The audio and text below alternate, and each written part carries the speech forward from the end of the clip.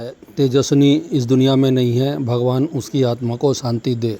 लेकिन ये तो साबित हो गया है ना, सब उसी ने किया है, सारी गलती उसी की थी। तो नील दाँत भींच के कहता है, गलती किसकी थी मुझे सब पता है। दोबारा तेजस्विनी का नाम अपनी जुबान पर मत लेना। और तुझे क्या लगता है, और तू तेजस्विनी और अपने बारे में कुछ बताएगा और मैं शौक हो जाऊंगा। तेरे और तेजस्विनी के पास्ट के बारे में मैं सब जानता था। शादी के अगले दिन ही मुझे सब पता चल गया। जिस तरह तू उनके आसपास मंडराता था ना, मैंने फिर भी कुछ नहीं किया, क्योंकि मुझे मेरी गिल्टी खा रही थी, क्योंकि मुझे लगा कि मैं तेरे और इनके बीच आ गया। लेकिन जब जब मैंने तेरे बारे में इनसे बात की है ना, ये मुझ पर भड़की हैं, चिढ़ जाती थी तेरा नाम सुन के। फिर जीतू काका ने भी मुझे बताया, जब तूने और नंदी बहिनी ने इन पर इतना घटिया इल्ज़ाम लगाया तो कैसे खींच के इन्होंने तुझे थप्पड़ मारा था। सबके सामने बताया कि ये तुझे नहीं, मुझसे प्यार करती हैं।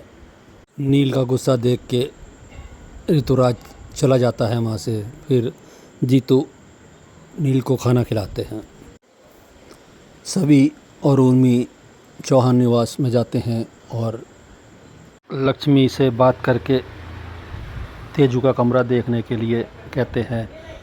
तो जूही दोनों को तेजस्विनी के कमरे में छोड़ आती है। वो उसकी तलाशी ले रहे हैं दोनों जन। रवि की बैग की तलाशी में बोर्डिंग पास मिलता है, जिससे पता चलता है कि जिस दिन उसका मर्डर हुआ उसी दिन तेजस्विनी दुबई से वापस आई थी। तेजस्विनी की अलमारी से एक मोबाइल बिल रिपेयर का बिल मिलता है। सभी जूही से पूछती है तो जूही बताती, हाँ ताई का पुराना फ़ोन बारिश में भीग गया था, तो उन्होंने नया फ़ोन ले लिया और पुराना फ़ोन रिपेयर करने के लिए डाल दिया था। सभी पता करती कुछ पूछती है कि मुझे सुना है कि तेजस्विनी पिछले 1 महीने से अपने मैके में रह रही थी, उसके पति ने उसे घर से निकाल दिया था। तो आदिति तुरंत बोलती है, वो ऋतुराज की वजह से, सारी गलती उसी की थी, उसी ने फंसाया था तेजू को। उसने ऐसा नहीं किया होता तो शायद तेजू आज जिंदा होती। जूही बताती है, वो फेमस सिंगर हमारे नील जीजू का भाई है, कजिन है उनका। उर्मी को वो मोबाइल का बिल देते हुए कहती है कि मोबाइल का पता करो और ऋतुराज से भी पूछताछ। रवि और उर्मी चौहान निवास से बाहर निकलते हैं, तभी नील वहाँ दरवाजे पर पहुँचता है।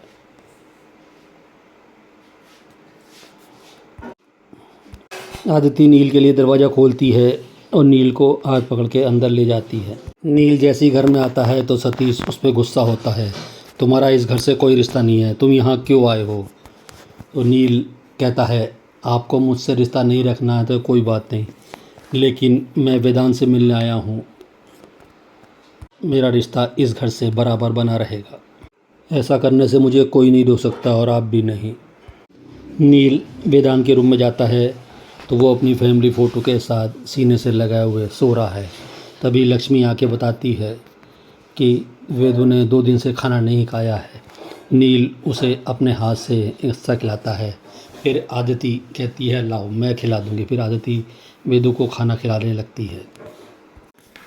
जिस दिन तेजस्विनी आई थी उस दिन सतीश भाऊ ने उसे घर से निकाल दिया था और हम में से कोई कुछ नहीं कर पाया था। लेकिन जब वो तेजस्विनी को बाहर कर दिया था तब कुछ लोग सतीश से मिलने आए थे, जिनसे सतीश भाऊ ने कर्जा ले रखा था और मकान गिरवी रख रखा था। वो अपना पैसा मांग रहे थे। लक्ष्मी बताती है कि वो बात तेजस्विनी ने सुन ली थी। फिर कुछ दिनों बाद तेजस्विनी एक दिन घर पे आई और सतीश भाऊ को पैसे देते हुए बोली कि ये लिए भाऊजी, काका आप ये पैसे ले लिए और अपना कर्जा उतारिए। तो सतीश को बताती है कि मैं एक इंस्टीट्यूट में म्यूजिक टीचर की नौकरी कर रही हूँ और ये उसी का एडवांस है। तो सतीश उसे घर से कहते हैं कि मैं तेरे से पैसे ले रहा हूँ, इसका मतलब इस घर में तुझे रहने को जगह नहीं मिल सकती।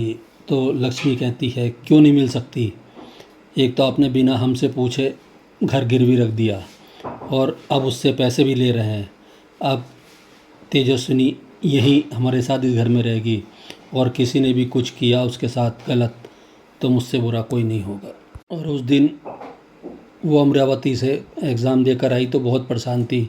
फिर रात में वो किस समय चली गई पता ही नहीं चला। फिर लक्ष्मी नील को बताती है कि आज घर पे भी पुलिस आई थी, सभी मैडम नाम की कोई। नील सोचता है कि सभी मैडम यहाँ क्यों आई थी।